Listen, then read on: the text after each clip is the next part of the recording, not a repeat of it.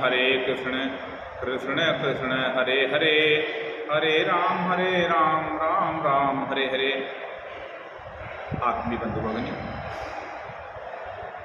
निराकार ब्रह्म का चिंतन करना, अनुभव करना बहुत ही कठिन है। इसलिए ब्रह्म के गुणों का चिंतन करने से ब्रह्म की अनुभूति करने में आसानी होती है। और इसीलिए श्रीमद् भगवत गीता में भगवान श्री कृष्ण ने ईश्वर का चिंतन कैसे करना चाहिए, उनके कौन कौन से गुण हैं, उनका वर्णन किया है। आज हम श्रीमद् भगवत गीता शब्द शब्द प्रेरणा के अंतर्गत अक्षर ब्रह्म नामक 8वें अध्याय के 9वें श्लोक को देखते हैं, जिसमें कि परब्रह्म परमेश्वर के कौन कौन से गुण हैं, क्या उनका स्वरूप है, उसके बारे में कहा गया है।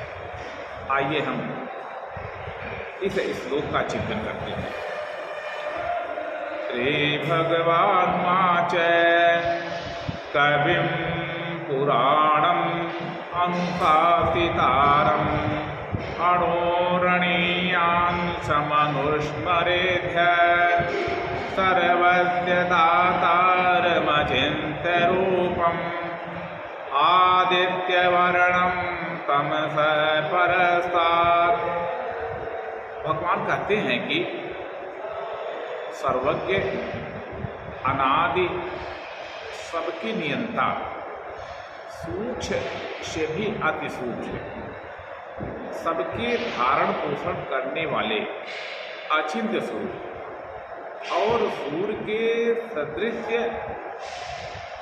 चेतन प्रकाशु और अविद्या से परे सच्चिदानंद घन परमेश्वर का स्मरण करना चाहिए। आत्मिक बंधु भगिनी, जो इस लोक में परमात्मा के, ईश्वर के महत्वपूर्ण गुणों पर यहाँ पर चर्चा किया गया है, उस पर हमें नित्य प्रति पाठ के द्वारा चिंतन करना चाहिए। भगवान के कौन से गुण हैं? तो कविम, यानी कि परमात्मा जो है वो सर्वज्ञ है। परमात्मा से कोई भी बात छिपी नहीं है। अगर हम इस बात को ध्यान में रखते हैं तो कभी भी कोई गलत काम हमसे नहीं होगा, क्योंकि जब हम कोई काम करते हैं और सोचते हैं कि कोई दूसरा हमें नहीं देख रहा है, लेकिन परमात्मा तो हमें देख रहा है, परमात्मा तो हमें जान रहा है, क्योंकि परमात्मा से कोई बात छिपी नहीं हुई है, वो सर्वज्ञ है। इसी प्रकार से ये भगवान जो है वो क्या है? अनादि है, उनका कोई आदि अंत नहीं है। वे अनुशासितारम है, यानी सबके नियंता है।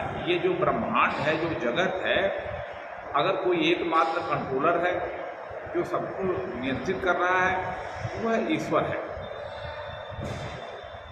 और वे कैसे हैं? सबका नियंत्रण करते हैं, लेकिन उनकी प्रकृति क्या? वे सूक्ष्म से सूक्ष्म है।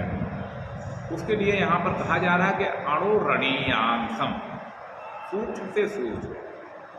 इसका हम सब लोग आज व्यवहारिक जीवन में भी देखते हैं कि जिस मोबाइल का हम लोग प्रयोग करते हैं, बड़े से बड़े कंप्यूटर बनते हैं, उनका संचालन नैनो टेक्नोलॉजी के आधार पर सूक्ष्म से सूक्ष्म चिप के द्वारा हो रहा है। तो सूक्ष्म में भी बड़ी से बड़ी शक्तियाँ हैं। जितनी भी महान शक्तियाँ हैं वो सूक्ष्म में जाकर के निवास करती हैं, सूक्ष्म में ही रहती हैं, और वो अचिंत्य रूप में। साथ ही साथ भगवान की और भी गुण है क्या? कि सर्वस्व धातारम, भगवान ही इस विश्व के, संपूर्ण विश्व के क्या है? धारण पोषण करने वाले हैं। और आदित्य वर्णम, वह सूर्य के वर्ण के समान चेतन प्रकाश स्वरूप है। एक ऐसा प्रकाश जो कभी भी खत्म नहीं होता, अंत नहीं होता है, तो ऐसे प्रकाश तुम है। और तमसः परस्तात्, वे अंधकार से परे हैं। ऐसे शुद्ध सच्चिदानंद घन परमेश्वर का हमें स्मरण करना चाहिए। बंधुओं, ये जो श्लोक है ये अपनी पूजा में हमें शामिल कर लेना चाहिए और नित्य प्रति ईश्वर के गुणों का हमें चिंतन करना चाहिए। ईश्वर सर्वज्ञ है, ईश्वर अनादि है,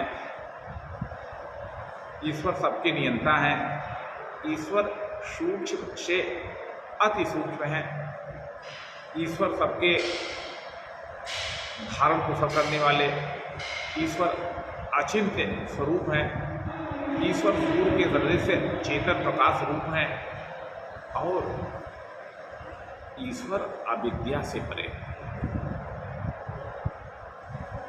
ये जो व्यक्ति को मोह होता है, जो हम राग द्वेष करते हैं,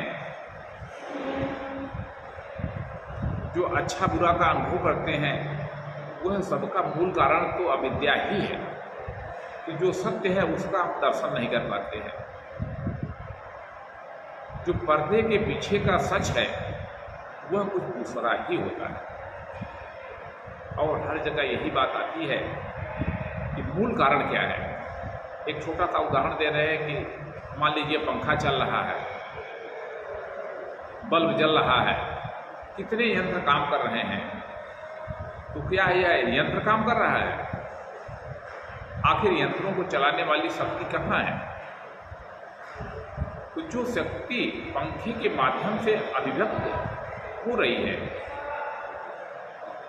उधर क्या हमारा ध्यान जाता है? ये जो संसार अभिव्यक्त हो रहा है, प्रकृति अभिव्यक्ति को प्राप्त हो रही है, वहाँ से हम सब लोगों को ध्यान देना चाहिए और ये विचार करना चाहिए, ऐसे भगवान का चिंतन दर्शन हमें करना चाहिए। धन्यवाद।